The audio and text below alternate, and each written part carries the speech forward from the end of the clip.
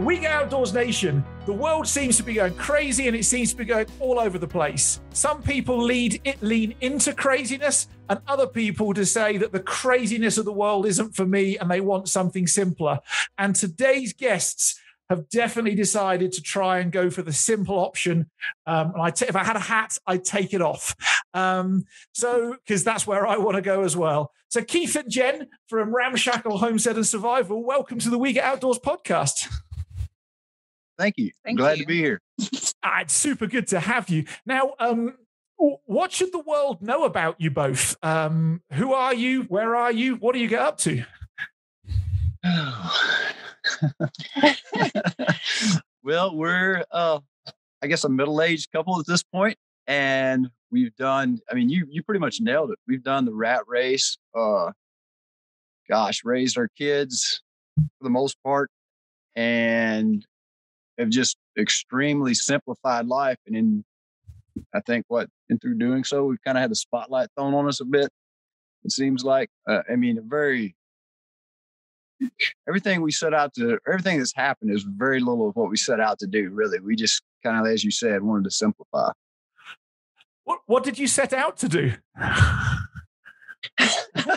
Well, in a nutshell, it was to simplify. The world is ever increasingly to be more complex and stuff. And, we both found ourselves in jobs where we're doing things where it was making us so unhappy, but yet you have to have that income to come in to keep working. And it was like, yeah, this is cyclical. We're nuts because we weren't getting the results of any kind of peace, any kind of quality time where we can, go outdoors and do the things that we love to do. So, it was like, why are we doing this again? And then at that point, things came about. We're like, we're not getting any younger, we're falling apart every day. So we need to make this happen and do the things that we love and actually, have a more purpose-filled life than other than having people tell us what to do to get a paycheck to do things that we like to do like 10% of the time. So, here we are. Yeah, very well put. Wow. So I'm going to guess that probably the entire audience who listens to this are where you were. They are in the hustle and bustle of the 8 till 5, 8 till 6, monthly paycheck.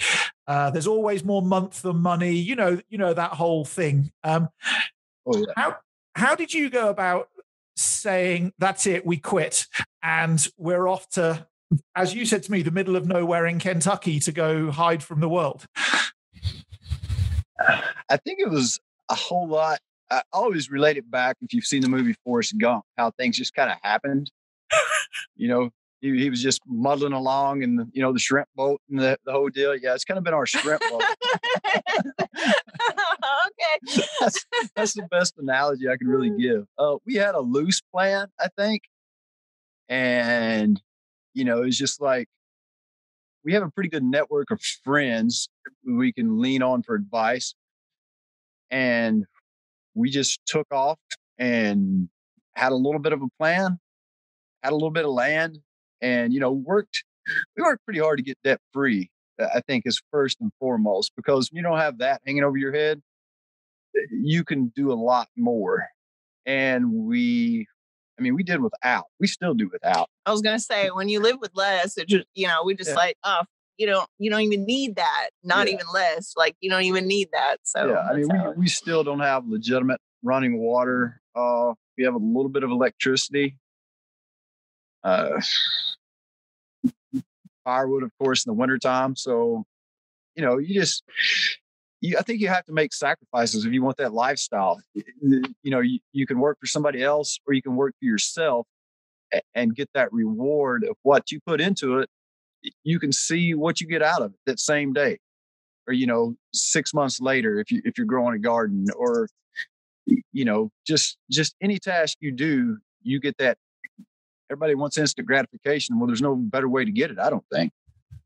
Right. And just like history's proven that we, as a society, we went so headlong away from instant gratification, where you have to work for 20, 30 years to get a retirement to actually do the things you want, where we're not really, as humans, we're not really programmed like that. Not to say that there's not, we do have priorities that, we can't do everything. We need to put away for winter, or, put away for, we're going to build this for 5 years later or something like that. But I mean, the time is now to live your life. And I mean, we have went without because, our house is not big. It's small by most people's standards. It's very primitive. I'm sure people come and visit and be like, "Oh my gosh, somebody needs to call somebody about these people. They need intervention." But I mean, it's comfortable for us, and it's allowed us to do the things we want to do. But yeah, we didn't go in with a plan, say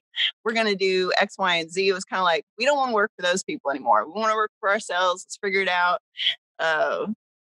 And then the rest just kind of fell in line. Like you said, we just kind of, not that we stumble into things. I mean, it's not like that. It's been. We do stumble into things. Yeah, but we do. She's totally lying.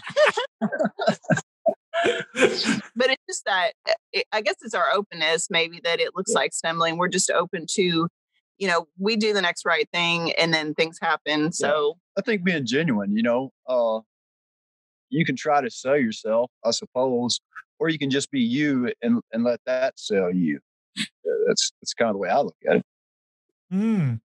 It strikes me that you've given away what some people would think about as instant gratification, which might be an iPhone or, all of that stuff.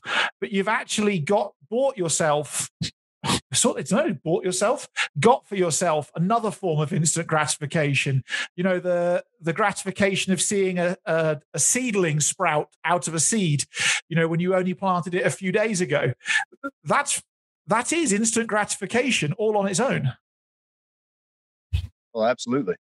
Yeah. And I mean, just like with our animals that we raise, we have pigs and goats, from the time that they're, we're there for the whole process. And it is so much, you can enjoy the process of them, you have them breeding and eating and growing. And then, when it's time to harvest, or if you sell them, all the things that are involved, you get this sense of gratification that, you can't go when you go to the grocery store and pick up, the nice, neat little wrap, thing of meat, or, or, that you got dirt on your fingernails from digging up carrots instead of going to the store and having somebody halfway around the world do it for you. So yeah, it's pretty instant. That's amazing. I think it's better for the world. I mean, it's a stewardship thing as well. I think about that all the time, really, especially the last year that we've all had, I mean, everybody, which is kind of odd for us because we don't really get out. Maybe 2 or 3 days a week, we'll get out into the world, and then we're like, oh my gosh, that happened. But, I think so many people are removed from that. There's so many stressors put on them that are unnatural, and it doesn't really need to happen. The answer is, I think Thoreau said, simplify, simplify, simplify. And that really is, I think, the answer. So for most of my adult life, I've lived somewhere for 6 months and then gone back to the UK and then lived somewhere else. And my family got used to this cycle of me living in Washington State for 6 months and then going back to the UK. And then one day I said, that's it. I'm moving to South Africa, and which is halfway around the world from where my family was, where I'm brought up, and so on and so forth. And I got this very wide range of emotions and reactions from family and friends, from delight and high fives and go and have an adventure to horror and terror, and everything in between. What were those reactions from your family and friends when you said, that's it, we're quitting and moving? I think our children, more than anybody, and they're mostly all grown, but I think they were, I don't want to say shocked. I don't think they were somewhat shocked. They were more horrified because, they were very much the way we like to put it, in the world. They're still young adults and teens, and they're like, you're going to do what? You want to do? Have you lost your ever loving mind? And because, at one point, we made 6 figures, had a house with an in-ground pool, all that nonsense. And, just like she said, just do it just to keep doing it, basically, just to support it. I look at it kind of like a habit. You're just doing it to support a habit or a vice that's got you. And now, it's just so much more freeing. But yeah, our family, our friends weren't too surprised, I don't think. Our older children were definitely not down with it. Well, I think Keith's coworkers were definitely not surprised. They were like, No. because he has an awesome personality but when he is stressed and, I think under working conditions, he's not the greatest to be around. So they were probably like, like, oh my gosh, this guy, he's gonna kill it out there for real. I just like get him out of this situation. I mean, my coworkers, they just thought it was, I have my degree in social work and I did, that type of profession and wore not a business suit, but I wore professional clothes and, I had to brush my hair. So I was like, I would just joke with them, like, I'm not brushing my hair for like, I don't know, a week or two at a time. And they would like, ha, ha, ha. And I'm like, I'm serious. And they probably didn't believe me, but yeah, I mean, it works out pretty good. I just I braid it and I don't have to brush it every day. It's, I don't have to brush mine either. You might have noticed. But I think we live in such a rural and I'm gonna catch hell for this one. But I think I'm trying to tip this delicately. A lot of people in the area that we live in are not as open-minded as we are. That's a pretty decent way to say it. And I think outdoors. Yeah, and I think we are like we are almost at this point a tourist attraction. I feel like as far as the way people reacted to what we have done. A lot of sunny drivers. We have people come by and then they just creep and they're like taken in because we are on a kind of a gravel road to nowhere, and I think the general public finds us maybe interesting, or they're just driving by to gawk and point at those people. Maybe, I don't know. But it's in terms of what the world leads us to believe. They're selling everything, simplifying, buying a piece of land, having a cabin or something on it. That almost seems like something people have for their weekends, not for their whole 365 days of the year. So I can almost imagine, I don't know, you're going to have a mixture. Some people who wish they were as brave as you to go pull the trigger and do it, and other people who just can't understand it because, like, what do you do if you don't have Fred Meyer's just down the road? Yeah, and I think there is a lot of that for sure. I mean, there are people that are definitely envious, and we get told all the time, "Oh, I wish we could do what you guys do." Well, you can do what we did. It's just a series of, well, I wouldn't call it self-discipline. Yeah, kind of self-discipline, I suppose. And then just making some hard choices. We definitely have to be, I think, sold on it. You really have to love it too. I mean, and not that I don't love to walk into a mall and see a beautiful pair of shoes and be like, oh, those are so nice. I don't have anywhere to wear them anymore, So, I mean, there's things that I don't care about, but if I had to, I love a brand new pair of beautiful shoes, but to what purpose? I could look good going into a meeting. Why does that even matter? Like what, at the end of the day, like, what did I do?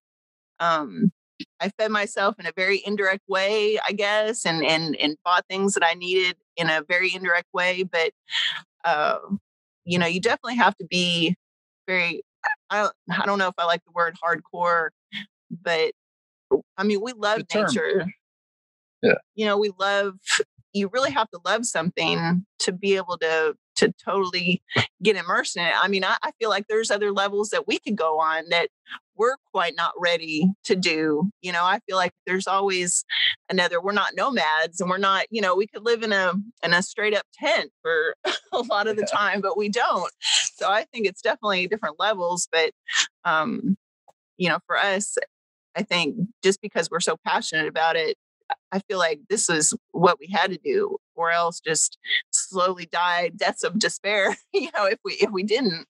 Yeah, I think that's pretty well spot on, because just the world in general, definitely takes a toll on you from day to day. And it took a lot of goading. I know after I came back from alone, I had a lot of dark days, definitely in my head.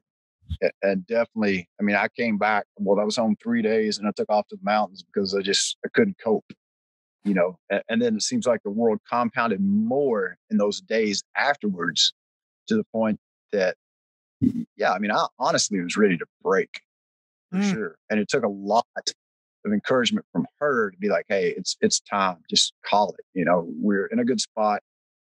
Let's do it, fish or cut bait, basically. Mm-hmm. Yeah. It's interesting. Never look back. I've spoken to a few people who've been on Alone, and we'll recircle back round to Alone in a bit because I've got some curious questions for you, Keith. But and Jen, who knows, your time might come one day for Alone. I don't know, but but I've spoken to a few people from Alone, but I've spoken to a huge number of people, and myself included, who've been on prolonged expeditions. They've spent, I don't know, I spent a month up in the Arctic Circle in Alaska in a canoe on my own.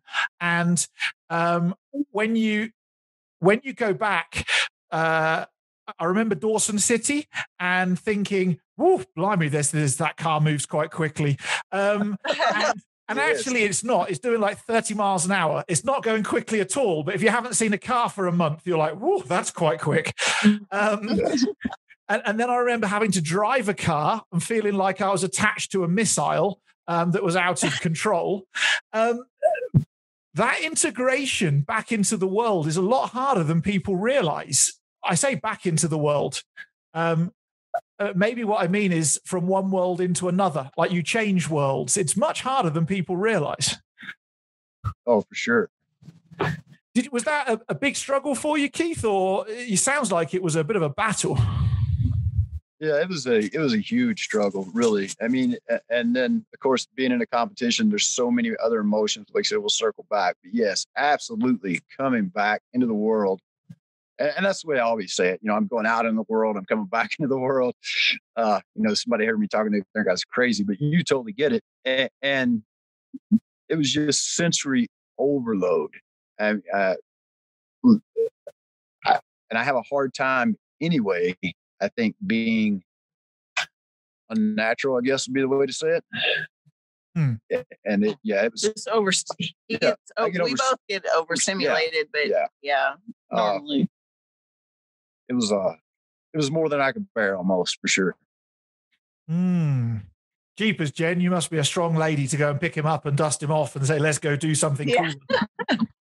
Yeah, and I was ready for it because he would, do excursions and things before Alone. But I know how he would get. And it was almost like, okay, it's time for you to go to the woods. Thank you very much. Yeah. Go, please. And then that was good. And then he'd come back, but it wasn't like it was a relief. It was almost worse when he would come back. So then it was like harder. I'm like, it's like a 22. I want him to get, have some, time where he can go and soak up nature. But then when he would come back, it would be really rough. So, which we really haven't had that experience since we've been doing this full time. Sometimes, I mean, it's always a struggle when we go to town, but with COVID, we get to cover, our face. So it's not like, I don't know, we feel more stealthy maybe like since COVID. So it going to town isn't too horrible, but it's still a little bit when you see people and you're not used to seeing anybody else except, one or two other people, it can be a little bit overwhelming. But yeah, for him, when he was gone for that amount of time, then came back, it was definitely for a few weeks. I was like, man, I hope he comes out of this. But he did. Yeah. Kind of. I'm very lucky. We've got a wilderness area about 3 hours drive north of us that you could hike in for huge mountains and valleys and forests and leopards and monkeys and baboons and all sorts of crazy stuff, and different sorts of deer and so on and so forth. And you could hike in there for 5 weeks and still not have trod on the same place twice. Do you know what I mean? You could just keep going. And once every 6 weeks, my wife kicks me out of the door for 4 or 5 days with a backpack of food and a tarp and says, go. And I know that I come back a nicer human being. And for 48 hours or so, I'm a much nicer human being. And then the slow slip into grumpiness starts again in terms of, oh my goodness me, how can people drive that badly or be that rude behind the wheel? Or I don't know, whatever it is, that like compounding effect. And then I get about a month in, and then she says, you need to go again. And I go again.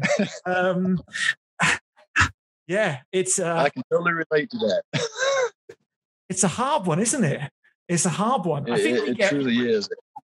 So, I don't know what the word is. What's the word when you just get used to nonsense? Like you adapt to nonsense around you. I think desensitized is the word, but really, I don't even know if it's desensitized because you're almost hypersensitized to it. It's just that's what wears on you. I do believe. Yeah, that's it. You just I don't know what it is, but it. Well, I think because our brain isn't. I mean, I really don't think evolution's caught up with advances that we've gotten. So, I mean, of course, it like wears on us so much more than say, 100 years ago. The things that we have to endure in today's modern society, is totally counterintuitive to what we need as people to not lose our shit. You know what I'm saying? It's just, there's so much and it's too much.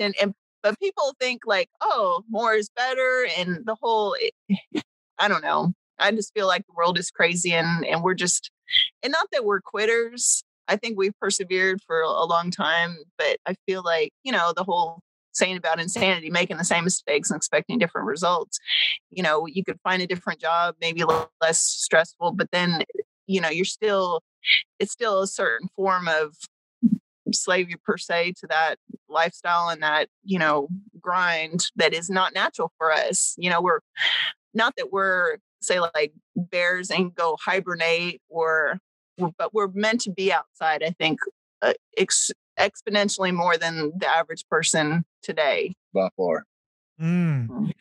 So it's interesting you mentioned 100 years ago. I play a game in my head, which is, I think a lot about the world was better in the early 1900s, late 1800s, that sort of time period. I think there was a lot of better. But then I equally play the game like my daughter climbed an oak bookshelf about 6 months ago in our house, and she's 4. And it was about 8 foot off the floor. She climbed to the top because there was something at the top she wanted. And she got what she wanted, then fell off and broke her arm. And so part of me was, I was playing this game of, having an emergency room just, 10 miles or 6 miles from here, something like that, that we can quickly take her to and she can get her arm set and all those sorts of things. That wasn't available 100 years ago. Like 100 years ago, you'd just splint your arm and hope for the best. And so I have this internal battle with myself about how you manage the world was better 100 years ago, simpler, calmer, less stuff to overwhelm you, so on and so forth. But equally, there's a lot of stuff today that I'm really grateful for. So I suppose what I want to know is, what are you actually grateful for in 2021? But what actually are you prepared just to cast to one side and go, do you know what? 1921 is just great for me. Oh, that is a great question. I mean, I do love a microwave. Unfortunately, that sounds horrible, but sometimes, you just want to heat something up really fast and you don't want to have to start a fire. So, I mean, that's my guilty pleasure. I'm sure in a water heater, those are. Yeah. Yeah. We did the heating the bath water over the wood stove for 3 or 4 years. I'll have to go with that. Guilty pleasure 2021, on-demand tankless propane water heater. Yeah, for sure. Yeah. Hot water on Number one. Nice. Well, and I mean, medicine, we don't have a lot of medical issues, but we're definitely, I'm definitely grateful for, modern advances as far as that goes. Thankful for eye doctors. Yeah. Doing the blacksmith thing, I seem to get an exorbitant amount of metal in my eyes, even though I wear safety gear. So, yeah, I'm thankful for eye doctors and water heaters. Eye doctors and water heaters. So on the flip side of that, what have you, or are you quite happy to go and throw to one side and say, don't want that? Oh man, I can go on forever. Just top two then. Yeah, as crazy as this sounds, kind of vehicles and the whole mechanized thing, they're a handy tool, but if we were all kind of on the same playing field, I don't think they would matter nearly as much. And that would definitely, I think, be better for the environment. Yeah, I mean, I'm kind of torn on cell phones. Here I am talking on one. Yeah. So I mean, it's a useful tool, but at the same, it's a double-edged sword. I guess it's all on how you use it, but it is easy to use it in a way that's not in your best interest, I guess, whether it's just wasting time or doing, social comparison or, what have you.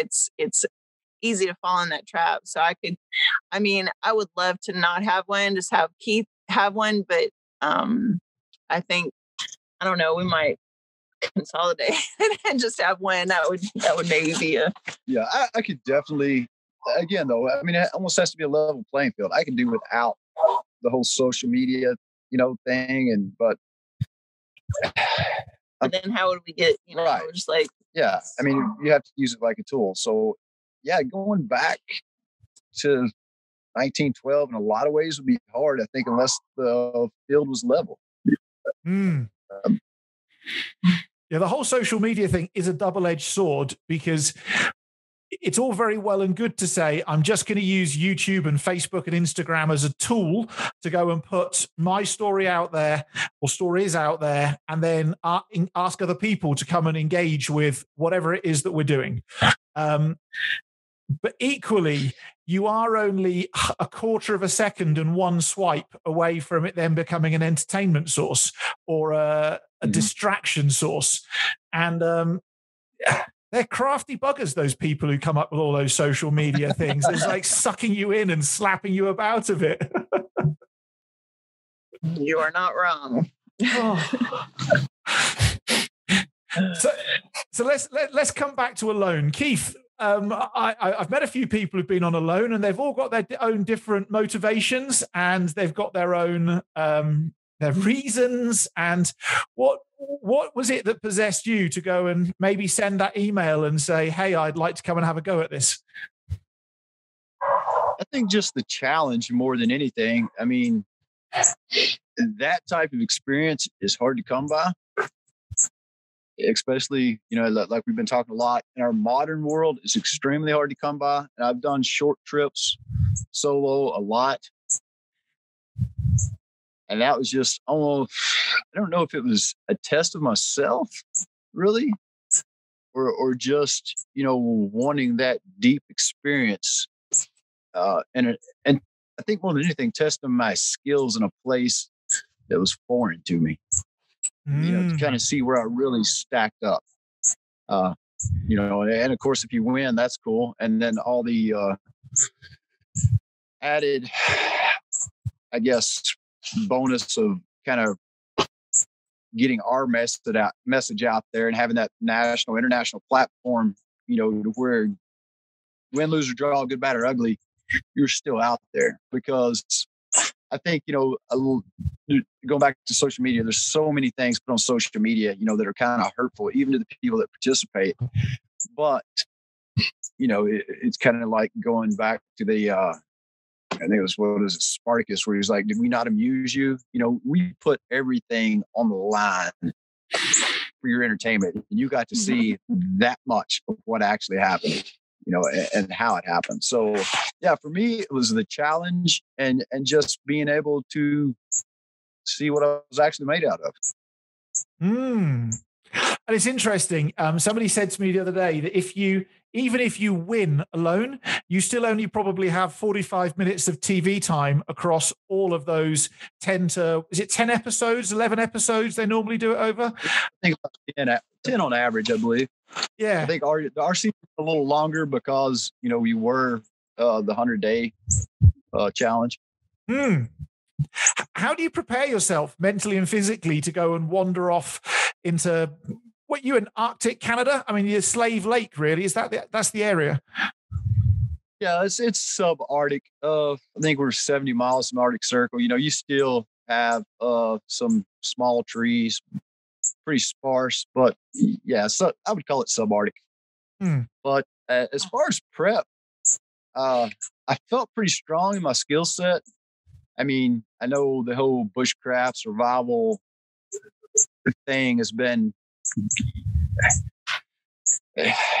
let's call it 20 years. I think it's been out there, but this is stuff I've never really known any other way. I mean, I grew up doing everything that you read about, I suppose, on a definitely regional and smaller scale, but it was skills that my grandfather had been pounding into me since I was like 5.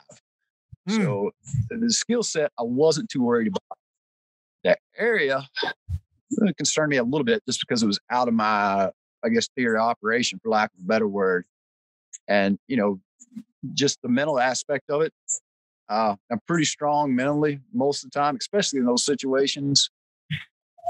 And really the only thing I was worried about was being away from her and family, how I would react to that. But overall, I felt like the mental side of it, I coped with really well. I bulked up, of course, heaviest I've ever been in my life. It was miserable. Oh my God, it was so miserable. Blue money cream here in the States, their stock went up 20% last just because of me. Yeah, just trying to bulk up, physically, and at the same time stay fit, but back off of my normal regime to keep from burning those calories to lose weight. That was like the worst, most miserable balancing act I've ever done in my life. But yeah, that was about all I could do, and just study the area because it was foreign to me for sure. Yeah. And it's funny, when I moved to South Africa, I've done a fair amount of fire lighting and bushcrafty survival stuff, but most of it's been boreal forests, northern hemisphere, sort of Scandinavia, Canada, Alaska, that belt as you go around the world. And I came to South Africa and disappeared off, and with very little with me, really, with the thought that, well, I can do a fire by friction, so I'll go and sort that out and it'll be fine. And suddenly I ended up in an area where, like, nothing looks or feels the same. Like everything, there's still trees, but the wood's different, and there's still weather, but the patterns are different. And how did you manage that adjustment to all those differences of terrain and environment? I think the one thing, and friction fire really was deep in my mind because, we've seen fire fail a lot of people that have been on the show, and getting my hands on as many similar materials as what I could study, that would be up there. I could go to Michigan a little bit and actually heading up there in a week or two. So I knew about birch was close. Some of the coniferous trees were roughly the same. I used some river birch from around here just to get used to doing spindles and hearth boards with that type of wood. Whereas around here, usually I would get poplar or willow or cottonwood, something along the river.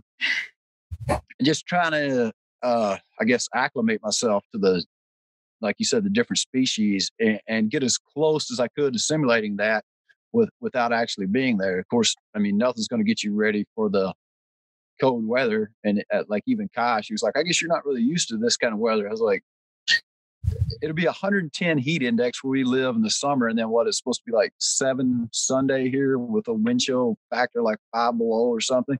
So I'm used to extremes in weather, I guess is what I'm trying to say. But, just getting myself as familiar as I could with the materials that I thought might be on hand. And even that was still way different than what I had, guessed it to be. What are those what are those little pearls of wisdom or biggest bits of learning that you got through that time on alone? I think you never, and I knew this, but it drove it home, never underestimate anything. I mean, whatever you think is going to happen is probably either A, not going to happen at all, or B, going to be way worse than what you expected. You know, even we were in base camp, we were kind of getting ourselves familiarized with the area, you know, taking our hikes, kind of sussing it all out. And then when I got out there, you know, my area, I was out there a little over 3 weeks. I never saw a snowshoe hare track dropping. I mean, there were no rabbits. And I was like, oh yeah, these rabbits are going to be easy. You know, I'll make some throwing sticks. I'll be able to pop one with a bow every other day. You probably could if you had them, but I never found any. So, you know, just things not being exactly the way you think they're going to be is a real eye-opener for sure. It seems to me with alone that there's a degree of luck involved in terms of which, I don't know how they allocate the different chunks of land that each contestant goes to, but like some people seem to get quite abundant pieces of environment to work in, and other people seem to get quite scarce places. And yeah, I don't know how fair that is, but it's an interesting piece of luck that people don't really think about, I think, before they go into it. Yeah, it truly is. And we had actually been approached by another show before Alone, and one of the survival and I guess experts, he interviewed us, and he was like, would you rather be lucky or good? And I was arrogant enough at the time where I was like, well, if you're good enough, you make your own luck. Well, kind of. That, you know, skill will carry you so far, but if there's nothing there to be skillful with, then, you know, it's kind of a pointless, I guess, skill maybe at that point. And I think that one of the things that people don't realize about Alone is, like, traditionally people who lived in those environments were quite nomadic. They often quite moved seasonally, followed the game, followed the animals, followed the fish, had a huge amount of, I don't know what you want to call it, like drying meat, preparing for the colder winter months, so on and so forth, of which the Alone guys, you just get dropped somewhere and said, hey, make the best of it. And there might have been animals there a month ago, but they've buggered off now and they're not going to come back for 7 months. And that was one thing. I was really excited when I first got boots on the ground. I stepped out of the helicopter and there was this huge pile of black bear scat, like 10 yards from the chopper. And I was like, all right, you know, I bear hunted quite a bit. I thought I can make this, I can figure out a way to make this happen. And then the more I looked around that afternoon, the more bear sign I saw. But I noticed, like, it looked maybe a week old. It was kind of, you know, dried over. And I think what had happened out on that peninsula I was on, the berries had really been in season like 2 weeks before I got there. And I'm sure that the black bears had traveled out quite a bit because I could see the trails. But I never, I consider myself a fairly successful primitive big game hunter. And, you know, I never even saw a bear. So I like you said, I believe the cycle of the way things happen and where you need to be as they're happening. You know, as a nomadic person, for sure, you would have that knowledge and you would have that luxury of being able to travel, which we do not on the show.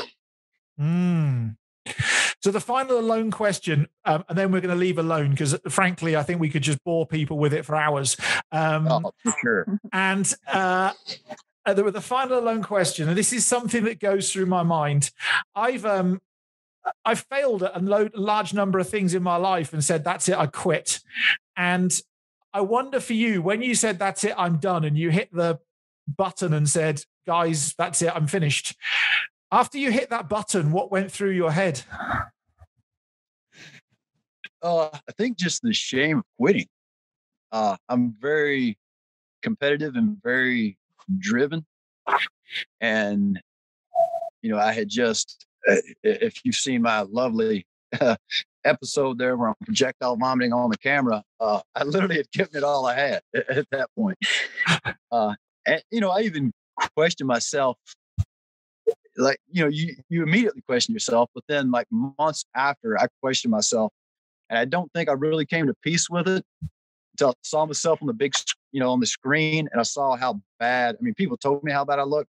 When I saw how bad I actually looked, then that put that to rest. But yeah, you immediately, want to go back, and I don't think anybody's going to tell you much different. I agree. I tried to be a Royal Marine Commando when I was in my early 20s as a pursuit of more adventure, which is a little bit like the UK's version of becoming a Navy SEAL. That would be the best equivalent we could have. I could give you for it. And well, I failed miserably, and I remember getting the train back home, almost beating myself up. Well, actually, was no almost about it. About why on earth did you choose to say I'm done? And almost sometimes to this day, I can be on my own somewhere and it pops into my head about, I wonder what would have happened if ... Like, would I have gone to Afghanistan and died? Or like in your case, would the vomiting have cleared itself up, and would you have been all right in 2 days' time and could have carried on? And I guess there's just a lot of peace we have to find about, we just don't know. And I think in situations like that, you have to take the lessons that you learned from that failure and make that a positive more than anything. And then that goes, I don't care what it is. You need, the only way it's truly a failure is if you didn't learn something from the experience. I agree. So Jen, Keith mentioned that he was brought up doing this. Great. He even mentioned his grandfather teaching him stuff. Is this way of life something that's in your blood, or is it something that you were just drawn to in adult life? Well, I mean, I went through the Keith Syers School of Survival and whatnot. Since we've been married, we've been together for, we'll be married 9 years this month, actually. But before that, I was born and raised in Alaska. My parents, they grew up in Southern California, and my dad went to school to be a marine biologist. So they went to Alaska because that's where the jobs were in the early 70s. So I kind of grew up, in his shadow of, always being outside. He was an avid fisherman and hunter. And basically every spare moment we spent was fishing. I lived in Anchorage until I was 5, and then we moved to Juneau until I was 14. And then I got shipped to Kentucky, but for acting up too much. But lucky me. But for those formative years, I didn't really appreciate the beauty of Alaska like I do now, of course. And I wish that I would have.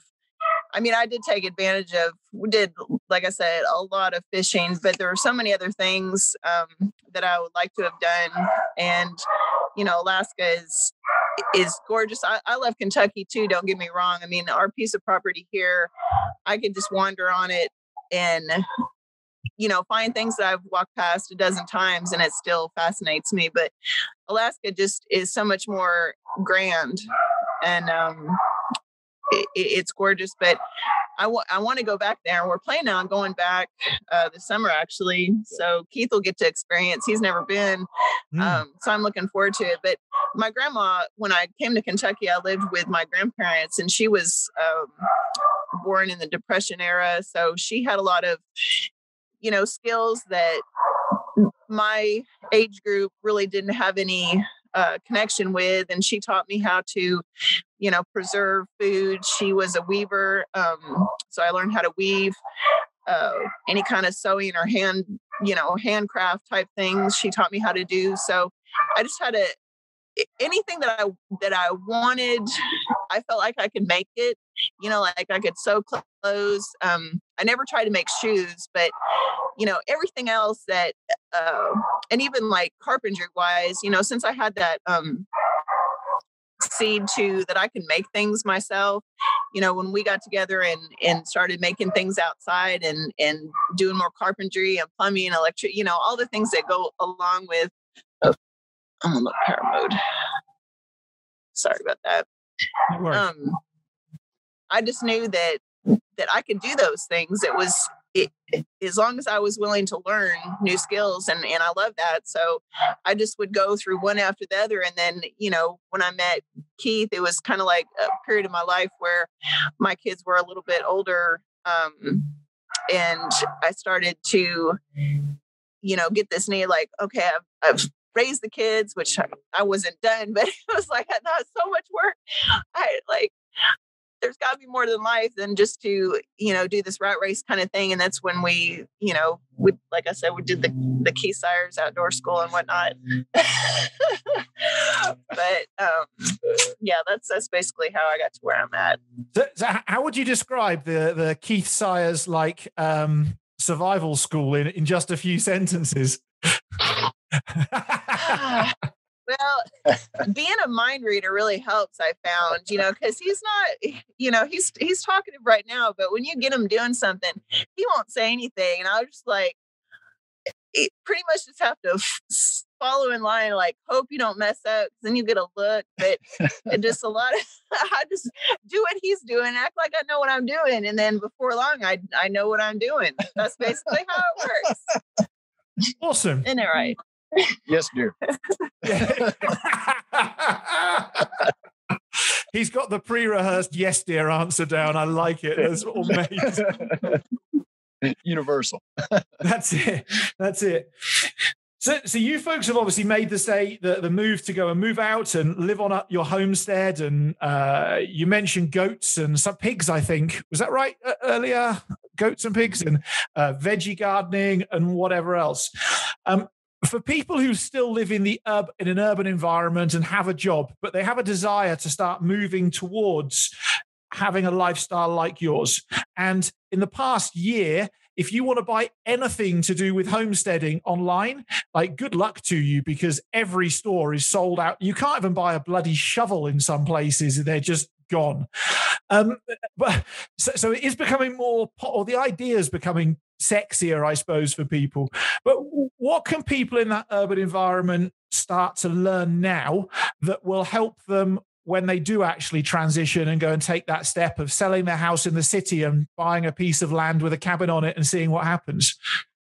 I think knowledge is the best thing, and be careful where you get your knowledge. You know, there's a lot of YouTube videos out there. There's videos on anything anymore, but, you know, I think do your research and find who is actually living a lifestyle and who is actually, you know, maybe more into it for self-promotion, and then go back to, books are priceless. Old books, Rob Roy, man, that guy, you know, a lot of the Back to the Earth movement from the 60s and 70s, you know, they had it under control, and we still make mistakes every day. I mean, every day we do stuff 3 times, you know, about every time we do something major. But yeah, just, when you agree, just like fencing. Yeah, as much knowledge as you can gain and as much money as you can save. That's the trick. I do believe.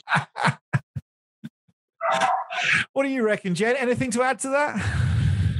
Yeah, I mean, I would think the knowledge base, you know, but don't feel like, so I always love doing this to Keith. Well, I read in a book that you do blah, blah, blah. And he'll instantly like, he won't get irate or anything, but he was like, oh yeah, well, I've done this like 10 times. That's not how you do it. I'm like, well, but I did read this. And this is just what one person says. Don't get all freaked out.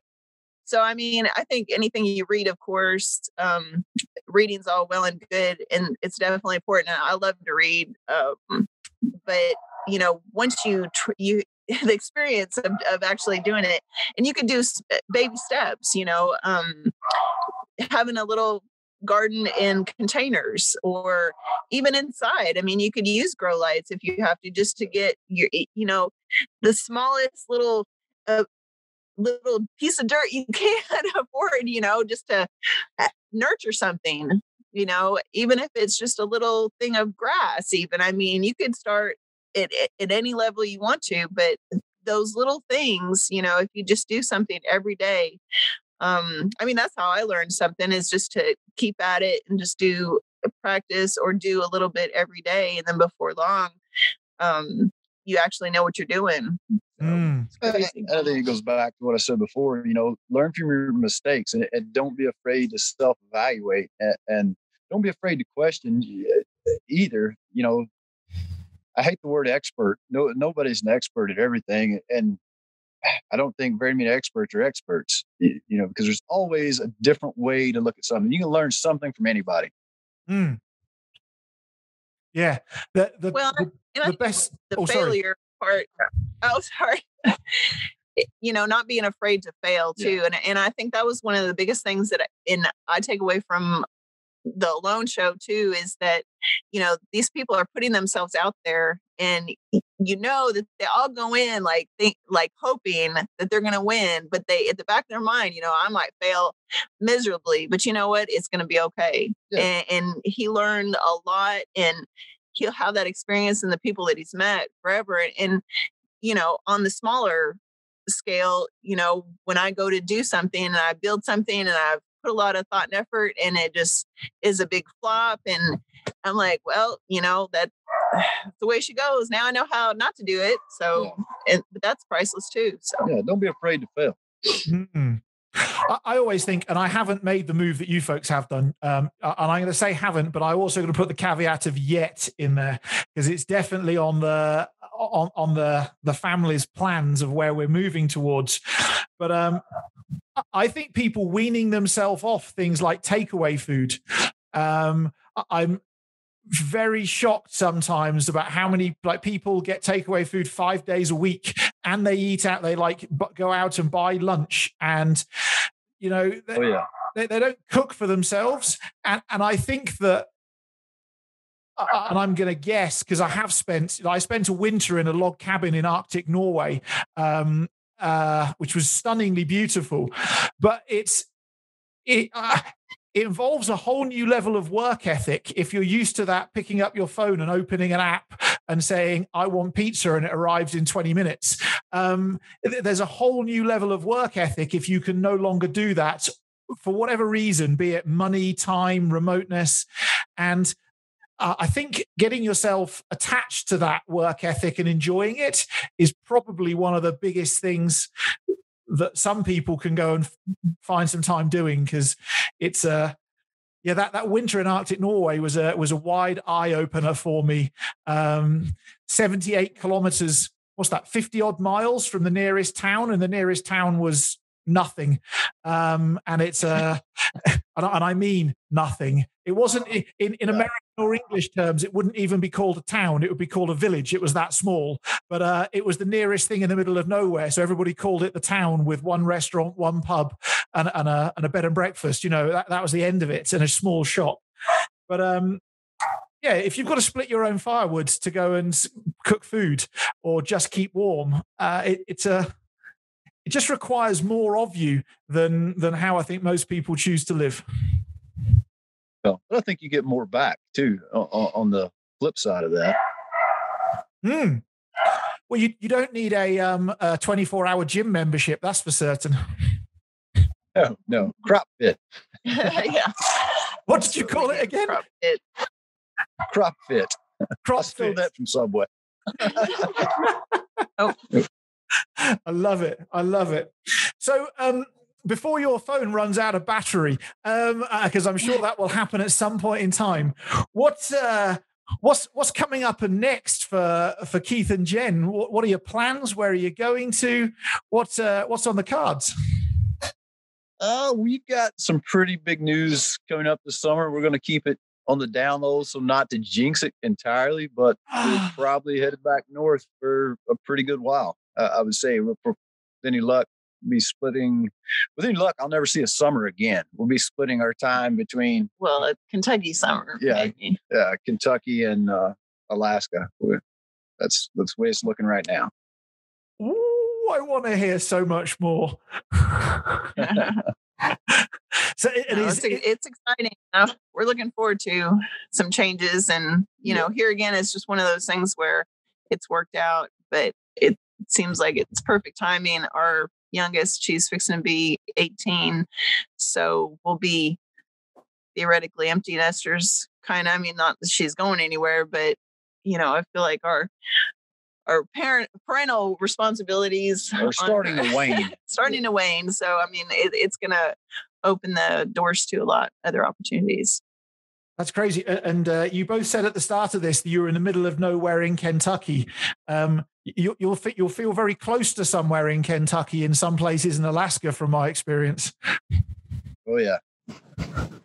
Yeah, and I think, I hunger for that more so than ever, because by modern standards, we are definitely in the middle of Podunk, USA, and it's still too much for me at times, for sure. Jen, what are you most looking forward to about going back to Alaska? I don't know. It's just it's a whole different feeling. It feels like a different, you've been all around the world. Just places have certain feelings. Kentucky, when I moved here when I was 14, it was just like a foreign planet to me. So, going back home in that environment and have the opportunities now that I'm an adult, I'm super stoked about exploring, like do some proper exploring and adventures up there. That's super cool. Now, but before we hit record, Keith, you smiled because I said I was going to offer you the opportunity to have a rant or get something off your chest. And Jen's looking worried at this point in time, by the way, so she might give you a punch or a dig in a second with a finger. But Keith, now's that time. What would you really like to get off your chest, or what message would you like to share with the world? I think it goes back to the kind of the question you asked about what advice would you give someone getting into this lifestyle, or wanting to head this direction. And that is just be careful where you get your information from. I see and look at, different podcasts and read things, and I think a lot of times people say things that they actually haven't experienced, or they have very little experience in, and they want to project themselves as something that they're not. I'm pretty cut and dried. Jen is as well. If, I got told here not too long ago, I was throwing a throwing stick the wrong way. There's 3 dead rabbits that said I didn't, and just that whole venom of social media that comes out, just because it's not the way you did something doesn't mean that doesn't work. But also, do your research and make sure this person is genuine and that they actually do the things they're saying, and instead of just trying to make a name for themselves. Rant over. Rant over. I'm going. That's good. That's good. Well, I mean, anybody can read a book and say, I know how to do X and Y. But right. I often talk about the lost desire for mastery in the world, where people aren't patient enough to become a master, and also to understand that if you're to be a master of something, you'll probably die never having really mastered it, because there's always more to master. And that's why I was saying I hate the word expert, because I think we're all students all the time. Just basically the perpetual student. I'm with you 100%. I agree. So there's a top tip. If you hear somebody call themselves an expert, walk away. And if you hear somebody who says they're still a student, maybe you can learn something from them. That would be a good filter. But I often believe that you don't have a skill in something until you can go and take that skill to a completely foreign environment that you've never been to before, and the skill, you can still adapt the skill and make it work, because that demonstrates mastery, but equally probably demonstrates decades of learning and studying, practicing and experience to get there. Cool. All right. So if people want to catch up with you folks, or follow you, social media, stalk you, spend some money with you, I don't know, whatever it might be, where's the best place for them to find you? We're at Ramshackle Homestead and Survival on about every platform there is. I think Facebook, Facebook and Instagram or that, and YouTube. Evidently, I'm on TikTok too, but I don't. Yes, you are. I don't know how to get there to see it. So we don't have a big presence on TikTok, but there are a few little videos. But yeah, basically Ramshackle Homestead, survival.com is our website. We have an online store. I make hoodies and we make fire kits, and Keith is he has hand forged blades, knives that he does, and a lot of different products that we strictly make. Pretty much everything handmade or items that we really have had some time invested in and thoroughly believe in. Yeah, we're not trying to sell crap to sell it. Yeah. We're trying to, make things thoughtfully and useful things too. So awesome. And by the looks of it, things that will stand the test of time as well, as opposed to just be a disposable item. Absolutely. Which correct. Right up my street. Well, Jen and Keith, thank you so much for your time. We can't wait to follow your adventures going forwards as you go up north and then come back south again, and anything else that happens in between. And COVID dependent, I intend on being in the US a few times later this year, so I'd really love to come to Kentucky, bump into you, and share a coffee or something sometime. Yes, you have an open invitation. But it can't be like Starbucks. I want a fire and a cup of coffee by a fire or by a tree somewhere. That's the deal. All right. You can manage that. Yeah, we can do that. Cool. So, folks, go check out Ramshackle Homestead on every platform. And if you've got TikTok and you're 19, you might find Keith on there as well somewhere. But apart from that, guys, thank you for your time. And I can't wait to see what's next for both of you. Thank you very much. Thank you so much.